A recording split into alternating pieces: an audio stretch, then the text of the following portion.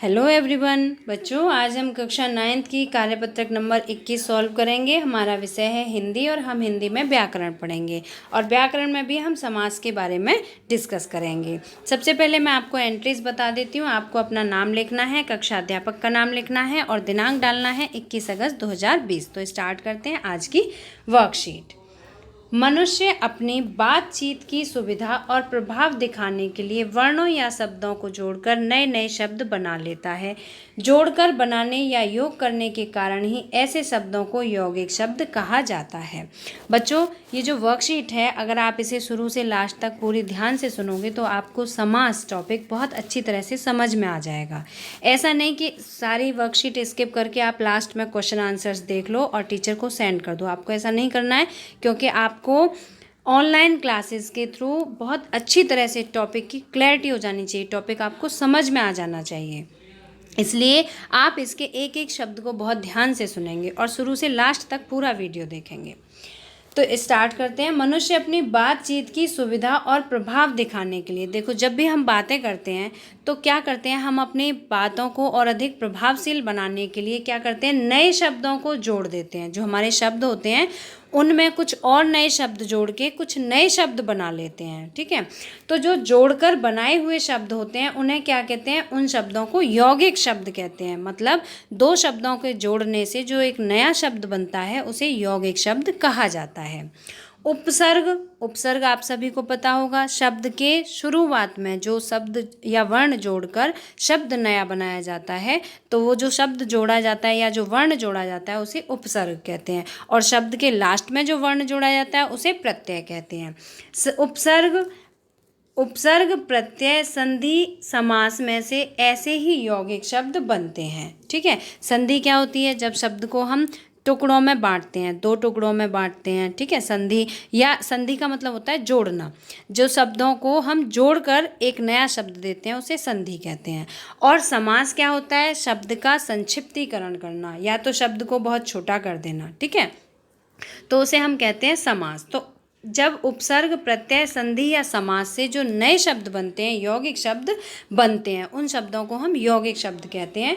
दो या तीन शब्दों या पदों को जोड़ने से वह छोटे या संक्षिप्त हो जाते हैं। क्या हो जाता है कि अगर हम दो या तीन शब्दों को या पदों को जोड़ते हैं तो क्या होता है, वह छोटे या संक्षिप्त हो जाते हैं। संक्षिप्त और नए शब्द बनाने की यह प्रक्रिया समास कहलाती है। अब देखिए, एक शब्द में समास की परिभाषा है। समास का तात्पर्य होता है छोटा करना या संक्षिप्तीकरण करना। समास का मतलब क्या होता है, छोटा करना या संक्षिप्तीकरण करना। संक्षिप्त करने के लिए पदों के बीच का विभक्ति परसर्ग चिन्ह हटा दिया जाता है। समास अभी हम पढ़ेंगे, आपको पता चलेगा कि जो शब्द होता है उसके बीच का जो विभक्ति होती है, विभक्ति का लोप कर दिया जाता है, तो वहाँ पे क्या बनता है, वहाँ समास बनता है, यौगिक शब्द बनता है। समास के नियमों से बने शब्द सामसिक शब्द या समस्त पद कहलाते हैं। समास के नियमों के अनुसार जो शब्द बनते हैं उसे हम क्या कहते हैं, समस्त पद कहते हैं या सामासिक शब्द कहते हैं। उदाहरण के लिए इसमें उदाहरण देकर बहुत अच्छी तरह से समझाया गया है। रसोई के लिए घर, अब देखिए रसोई के लिए घर, इसको छोटा करने के लिए बीच की विभक्ति परसर्ग के लिए को हटाकर रसोई घर बना दिया जाता है। तो रसोई घर क्या हो गया, एक समास हो गया। ठीक है, अंतिम बना हुआ शब्द रसोई घर समस्त पद या सामसिक पद है। ये रसोई घर क्या है, ये समस्त पद कहा जाएगा या इसे हम सामसिक पद कहेंगे। संस्कृत के समास में दो से अधिक पदों का प्रयोग किया जाता है। किसमें, संस्कृत में, जिसके कारण उसके वाक्य बड़े और कठिन लगते हैं, जबकि हिंदी में अधिकतर दो पदों का समास होता है। समास कैसा होता है, हिंदी में दो पदों का और संस्कृत में दो से ज़्यादा पदों का। पहले पद को प्रथम पद या पूर्व पद कहते हैं और दूसरे पद को उत्तर पद कहा जाता है। पदों में समास के साथ कभी कभी उनके वर्णों में संधि भी होती है। संधि मतलब जोड़ना। समस्त पद के विभिन्न पदों को उसकी विभक्ति के साथ अलग करना समास विग्रह कहलाता है। जब हम उसे उसकी विभक्ति के साथ अलग कर देते हैं तो उसे क्या कहते हैं, समास विग्रह कहते हैं। जैसे तुलसी कृत का विग्रह बनेगा तुलसी द्वारा कृत। तो ये जो तुलसी कृत है, तुलसी और कृत, इन दो शब्दों को हमने अलग किया तो एक विभक्ति के साथ अलग किया। विभक्ति क्या है इसमें? द्वारा। तो इस तरह से जो समास है वो क्या है? समास का मतलब होता है शब्द को छोटा करना या उसका संक्षिप्तीकरण करना, ठीक है। और समास विग्रह जब हम करते हैं तो क्या करते हैं कि समास विग्रह करते हैं तो हम उसे विभक्ति के साथ लिखते हैं। अब हम पढ़ेंगे समास के प्रकार या भेद, ठीक है। इसे हम बहुत ध्यान से पढ़ेंगे।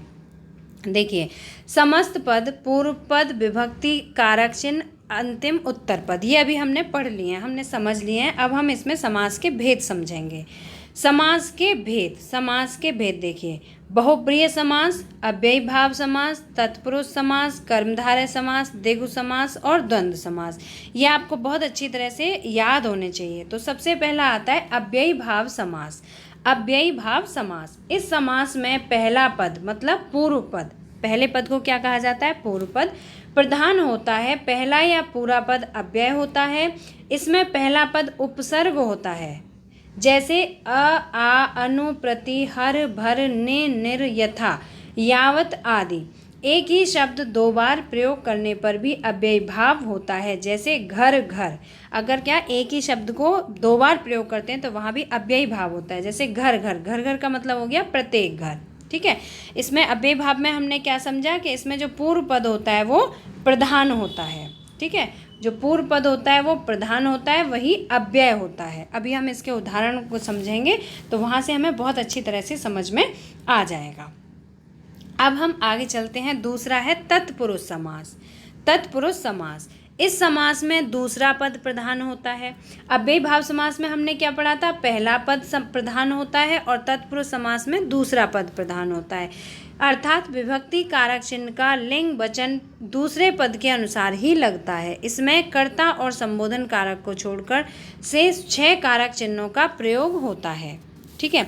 जैसे कर्म, करण, संप्रदान, अपादान, संबंध, अधिकरण, कारक। इसी के आधार पर इनके उपभेद होते हैं, जैसे कर्म, तत्पुरुष समास आदि, ठीक है। अब देखिए, इसके यहाँ उदाहरण भी दिए गए हैं। विद्यालय, विद्यालय मतलब होता है विद्या के लिए आलय, विद्या के लिए आलय। तो यहाँ पे कौन सी विभक्ति है? विग्रह के साथ कौन सी विभक्ति जोड़ी गई है? के लिए। विद्यालय को यदि हम विग्रह करेंगे, समास का विग्रह करेंगे तो विद्या के लिए आलय शब्द बनेगा। दूसरा है राजपुत्र।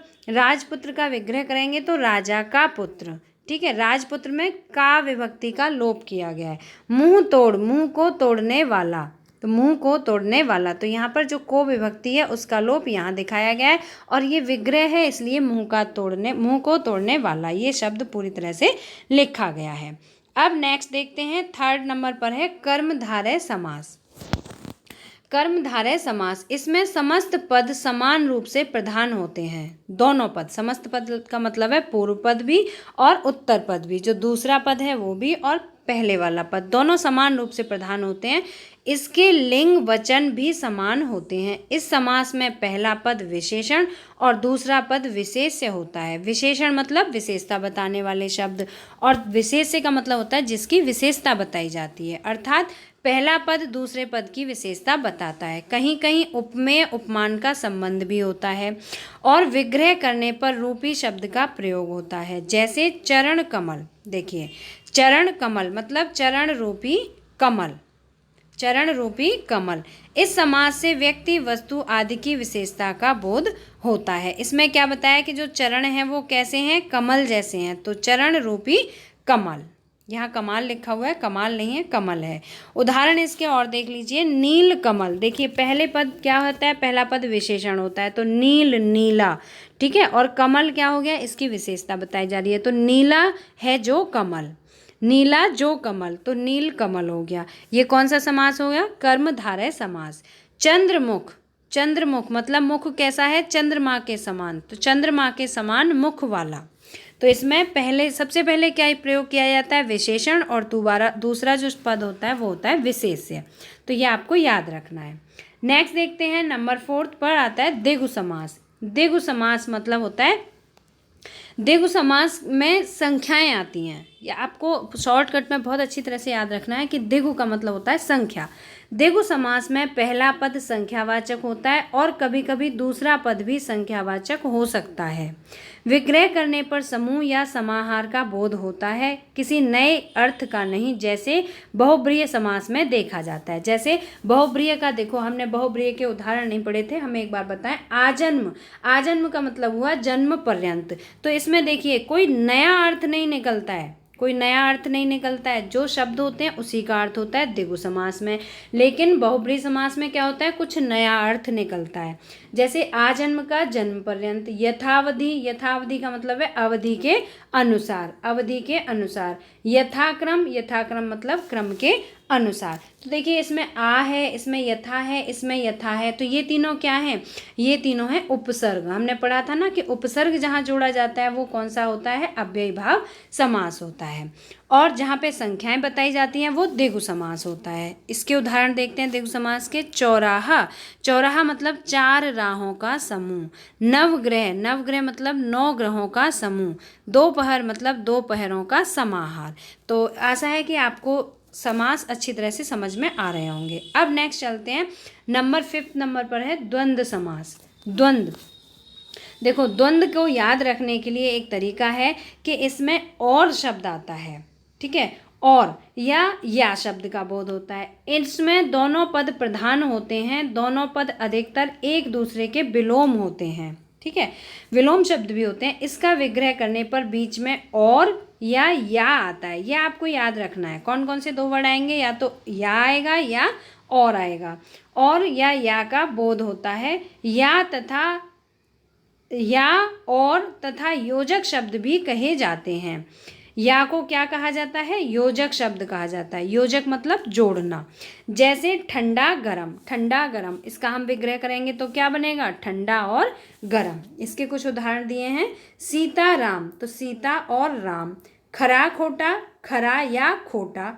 अन्न जल, अन्न और जल, ठीक है। अभी हमने इसमें पढ़ा था कि इसमें कुछ विलोम शब्द भी होते हैं और से भी जुड़े होते हैं। जैसे ये है खरा खोटा, ठीक है, खरा खोटा, इसमें विलोम शब्द हैं, ठीक है, विलोम भी प्रयोग किए गए हैं।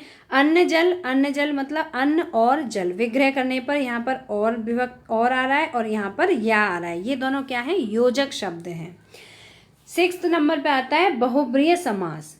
इस समास में कोई भी पद प्रधान नहीं होता है, दोनों पद मिलकर जिस तीसरे पद या अन्य पद को बनाते हैं उसकी प्रधानता होती है। इसमें आपको याद रखना है कि जब 2 शब्दों के मिलने से कोई तीसरा नया अर्थ बनता है तो वहाँ पर बहुब्रीहि समास होता है। विग्रह करने पर वाला है, जिसका, जो, जिसकी, जिसके आदि शब्द आते हैं। ये शब्द आपको याद रखने हैं, जिसका, जो, जिसकी, जिसके, वह आदि शब्द आते हैं, ठीक है। इसके कुछ उदाहरणों के माध्यम से इसे समझ लेते हैं।